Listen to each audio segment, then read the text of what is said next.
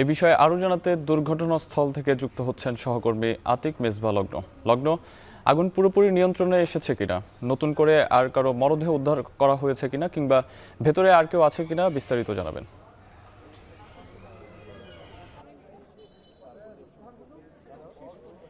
শাহাব, দেখুন, অগ্নিকাণ্ড শুরু হওয়ার প্রায় 13 ঘন্টা পেরিয়ে গেছে, অর্থাৎ নতুন একটা দিন পঞ্জিকা অনুযায়ী শুরু হয়েছে। এখনও কিন্তু স্বাভাবিকভাবেই যে পোশাক কারখানার যে আগুন সেটি নিভে গেছে, তবে এর অদূরেই যে কেমিক্যাল কারখানা রয়েছে সেখানকার আগুন কিন্তু এখনও সেখান থেকে ধোঁয়া উঠছে। আমরা ফায়ার সার্ভিসের সাথে কথা বলেছিলাম, সর্বশেষ ব্রিফে তারা যেটা জানিয়েছে যে এখানে আগুন নিয়ন্ত্রণে আসলেও নির্বাপন ব্যবস্থা এখনও সক্রিয় অবস্থানে এখানে হয়নি। আমাদের অদূরেই যে কেমিক্যাল কারখানা রয়েছে, যেখানে আমরা আসলে নিরাপত্তার জন্য যেতে পারছি না, তো সেই কেমিক্যাল কারখানায় এখনও কিন্তু ধোঁয়া উঠছে। আমরা ফায়ার সার্ভিসের সাথে কথা বলেছি এবং ফায়ার সার্ভিস যেমনটা আমাদেরকে জানিয়েছে যে আসলে সেখানে নিরাপত্তা সংকট থাকার কারণে আগামীকালকে বুয়েটের একটি টিম আসবে এবং সেখান থেকেই কিন্তু আমরা দেখতে পারবো।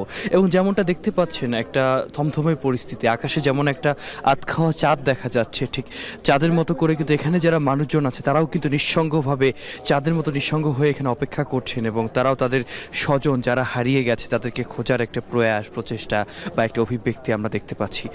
আমরা যেমনটা জেনেছি যে এখানে 16 জনের মৃতদেহ উদ্ধার করা হয়েছে শুধুমাত্র যে গার্মেন্টস অংশ রয়েছে সেখান থেকে, এবং পরক্ষণে আমরা যেটা দেখেছি যে এর পরেও কিন্তু কেমিক্যালে কর্মরত যারা আছেন তাদেরও কিন্তু অনেক স্বজনরা এখানে এসেছেন প্রিয়জনের ছবি নিয়ে, যেন খুঁজে পাচ্ছেন না। তারা বলছেন যে বিভিন্ন হাসপাতালে তারা খোঁজ নিয়েছেন, এখন পর্যন্ত মৃতদেহ শনাক্ত করা যায়নি বা মৃতদেহ বা বেঁচে আছেন কিনা সেই বিষয়টি দেখতে পাননি। তবে এখনও কিন্তু ধোঁয়া উঠছে এবং কেমিক্যালের যে একটা ঝাঁঝালো গন্ধ আছে সেটা কিন্তু দেখা যাচ্ছে, এবং এই গন্ধর জায়গা থেকে যে কোনো সময় বিভিন্ন ধরনের আচরণ করতে পারে, বিস্ফোরণ হতে পারে, প্রাণনাশের একটা শঙ্কা থাকতে পারে।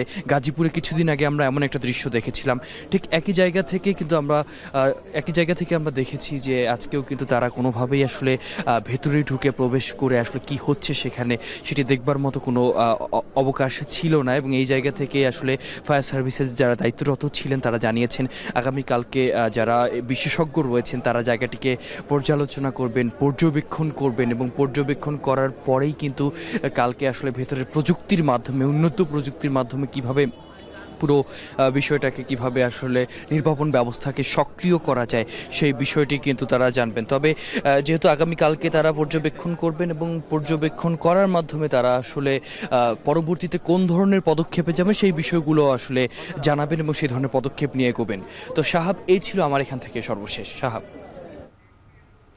মিরপুরে ওয়াশিং কারখানা ও কেমিক্যাল গোডাউনে আগুনের ঘটনার সর্বশেষ পরিস্থিতি জানাতে আমাদের সঙ্গে যুক্ত ছিলেন আতিক মেজবা লগ্ন।